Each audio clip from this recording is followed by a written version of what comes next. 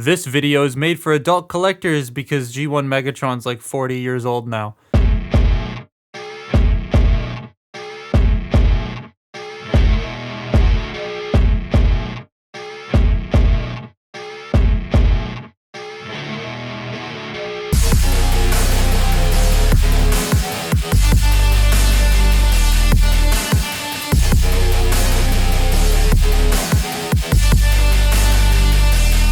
I lost my script. Oh no, my script crashed.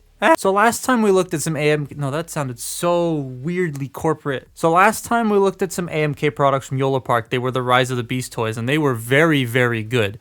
But when they announced their G1 versions, not gonna lie, I wasn't super excited for them. I like G1, but I'll always go for the other thing over G1 if the option presents itself, unless it's like an actual physical G1 toy, because those things are fascinating. But this Megatron, when I saw it, I went, this is brilliant, but I like this. And then Yolopark decided to actually send it to me. And I'm kind of glad they did, because I was very surprised. I still have some issues with it, but damn, it is very nice. So yeah, Yolopark did send this to me. It's up for pre-order right now at the time of writing this, but it's only, bruh, 50 bucks. That ain't bad at all. I'll talk about that later. They also have a G1 Prime, which I can't find an actual pre-order link for yet, but it's up there. I honestly might buy this after this Megatron because it's quite nice. And if you use code TOYGUY, I believe you save 5% off your order using either the Optimus or Megatron link in the description down below, so you can go check that out. And use the drop down at the top to pick your currency before someone comments to me that the Hong Kong price is the US dollar price. Please change it before you check. Thank you very much. And thanks to Yolopark for sending this my way. Now onto the actual toy. This thing is a buildable action figure. I know they call it an AMK Pro, which stands for Advanced Model Kit Pro, but it's just a Bionicle. For those who don't know what a Bionicle is, this is a Bionicle. Limb parts that click together to build an action figure. This acts the same way. Plug bits of limbs on to make the action figure. The connections are super stiff at first, but after working it a bit, it's fine. I was worried the joints would be too stiff to the point that they would break, and it did feel like that at first, but now it seems to be fine on almost all the joints other than the bicep swivels. Now the looks.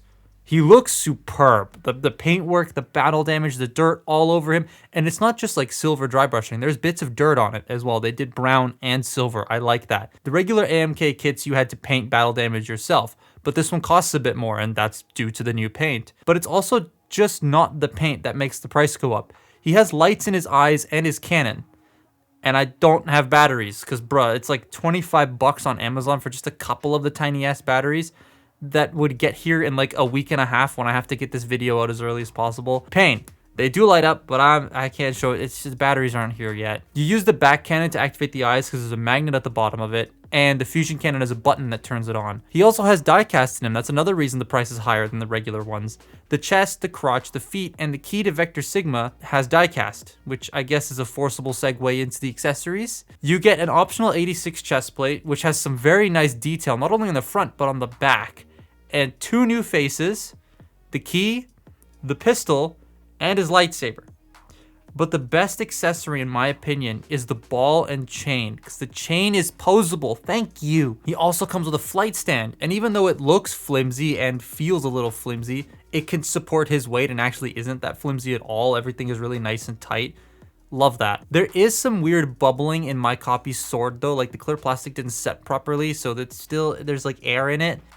It does bug me a little bit. I don't like how it looks at all with the bubbling. I kind of hope that when they do produce these and send them out to people that they're better treated so there's no air in the middle of it. I personally prefer the laughter grin face thing because it gives him that more tyrannical glow to him other than just the normal stoic face. Now the biggest selling point, other than the fact that this is a buildable action figure, is the posing.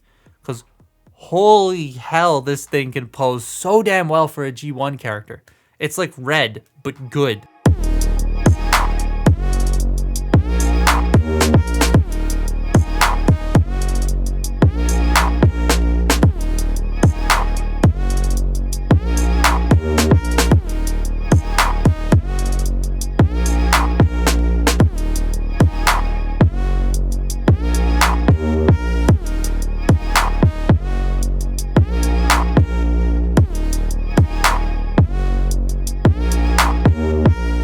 So before I get into the articulation proper, there were a lot of people on Twitter when I posted about this initially that wanted to see this next to a bunch of other figures, and I didn't want to just clog every other shot with size comparisons, so I'm just going to do them now just to get them out of the way. So Classics Prime, there's Earthrise Prime, and then there's the VNR mold of Prime, who's actually taller than Classics. I didn't realize that. Then we got Rise of the Beast Prime, Kingdom Rodimus, a modern day leader. There is, Transmetal Megatron. And what's interesting is I didn't fold the flaps up. What's interesting is these two cost about the same in US dollars, which is pretty funny, but he's got die cast and so much more posability and like much better paint, whereas this guy has a transformation in it. So I can kind of see why each one is worth the way that it is. Also, he's got lights and stuff. And then here he is next to the tallest modern leader, that being the Fallen. So he's a pretty nice size for his price. These two are also the same price.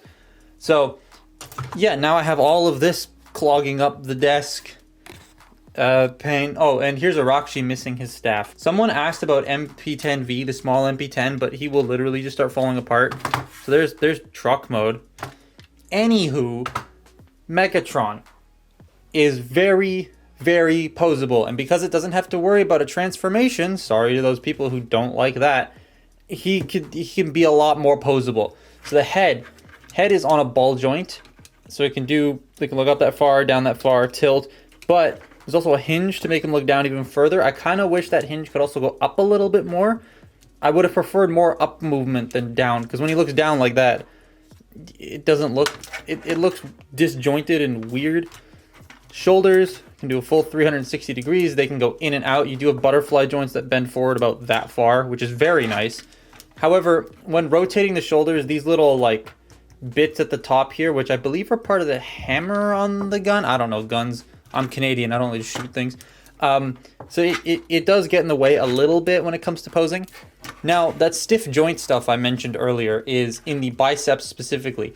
These are so stiff to rotate. Very stiff. They were even more stiff when I first put it together. So they've loosened up a little bit, but if you have a little bit of trouble, I would maybe say sand those pegs down just a little bit. You got 90-degree bend at the elbow, wrist rotation. It's got a 3-finger trigger finger split, and the thumbs can slide out for reasons. And then you got this extra hinge right here to allow for a wrist in and out, which he's a sword wielder. You'd want up and down more than in and out, but if you want to cheat, you can just do this. So you can cheat on it. Also, yes, the fusion cannon can go on either arm if you want it to be on the left or the right. He does have a ball joint at the midsection, so you can crunch forward that far just on the midsection, back that far, and go side to side. However, there's an extra joint below the midsection, so he can crunch forward about that far. It's not the best ab crunch in the world, but it is an ab crunch. You can sort of bring this up a little bit more if you want it to go forward just a tiny bit more, but it's not much. And then obviously you have a waist rotation. Hip skirts can move out of the way, the back ones don't. Legs can go forward, back, in and out. Thigh rotations. The thighs were also extremely stiff out of the box. Now they're fine. You got double jointed knees. They also bend that way, which I think is kind of dumb. And then the feet can go forward. You have a toe bend. They can go down slightly, rotate, and he has an ankle tilt. So he is very, very posable. I just kicked my light. Also, one more size comparison I forgot. Here's Yolopark's previous AMK Bumblebee, AMK Primal, AMK Optimus Prime. That works quite, he's squatting a little bit, but that works quite well. Apparently their upcoming Optimus Prime is about this height as well, which there will be a link to in the description down below because they sent me a discount code for people for that. So if you want one, there's a discount. But yeah, that size works quite well. He doesn't fit super well in with mainline stuff, but he's not meant to. Yeah, he's really nice. So yes, I do recommend it. The joint tightness is something I do still worry about. Like, it's really tight in those biceps, and the whole leverage thing scares me at times. But that's really my only biggest issue with this figure as a whole. Little nitpicks I have don't really keep me from liking it. It's still a very solid thing. Is it worth the $50? I'd say so. I mean, I know there will be some people who still don't think it's worth $50, and that's completely fine. You spend your $50 however you want it to. But if you had the choice, I would honestly go for this. It is very, very nice. And that Prime really does look like MP44, I'm not going to lie. Oh yeah, and like I said, this doesn't transform, but it's still very good. But if you're not a fan of non-transforming toys, then I would skip this, honestly, and just go find a G1 Megatron that does transform.